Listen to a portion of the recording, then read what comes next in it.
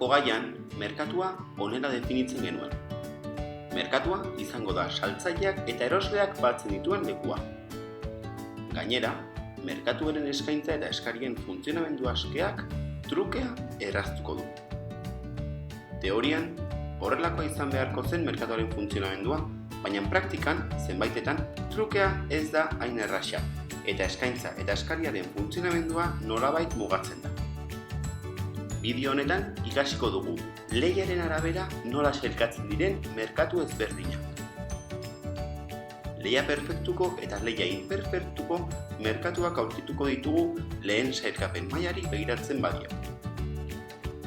Alde batetik, lehia perfektuko merkatuetan ondasunak eta zerbitzuak borondatez trukatzen dira, merkatuak finkatutako prezioan, eskaintza eta eskariaren legeen funtzionamendu askearen ondorioz. Beraz, enpresa guztiak berdintasunean jokatzen dute, eta enpresa batek ez du ahalmenik izango prezioen eraginak izateko. Bestalde, lehia imperfektuko merkatuak izango ditugu. Merkatu hauetan, zenbait enpresek ahalmena izango dute prezioak erabakitzeko, neurri handiagoan ala txikiagoan. Merkatuan lehiatzen duten enpresen kopurua geroz eta txikiagoa izan, orduan eta ahalmen handiagoa izango dute prezioak erabakitzeko.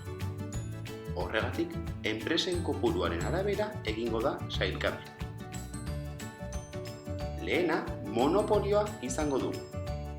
Lehia imperfektuko muturreko adibidea da. Merkatu mota honetan ez da lehiarik egongo. Hau da, enpresa bakar batek ekoitzi eta salduko ditu produktuak, eta horregatik, ekoizpen kantitatea eta salmenta prezioa erabakitzeko ahalmen osoa izango du.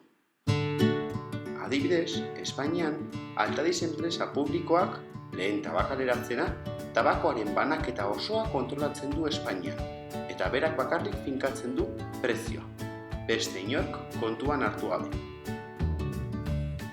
Bigarrena, oligopolioa izango du. Horrelako merkatuetan, enpresa gutxi batzuek lehiatuko dute, baina nahi izatekotan, tamaina handia dutenez, prezioak aldatzeko ahalmena izango dute. Espainia mailan, petrolerak eta telefonia enpresak merkatu oligopolistan lehiatzen dute adibidez. Hirugarrenik, lehia monopolista aurkituko dugu. Horrelako merkatuetan, enpresa askok eskaintzen dituzte funtzio bera duten produktuak, baina lehia perfektuko merkatuan ez bezala, lehia monopolistan produktuek nolabaiteko bereizgarritasuna izaten dute, balio erantsia gehituz eta horrela, prezio altuagoak jarriz. Adibidez, garbigarrien merkatuan, enpresa askok saltzen dituzte antzeko produktuak, baina enpresa bakoitzak besteengandik desberdintzen saiatzen dira, marka, ontzia, logotipoa edo erabilera ezaugarrien bidez. Ikusten dugunez, merkatuan lehiatzen duten enpresen kopurua oso garrantzitsua izango da erabakiak hartzerako orduan. Hurrengo galderan pentsatu. Prezio berdina jarriko zeniokete produktu bati merkatuko saltzaile bakarra bazarete, ala lehiakide gehiago badituzue.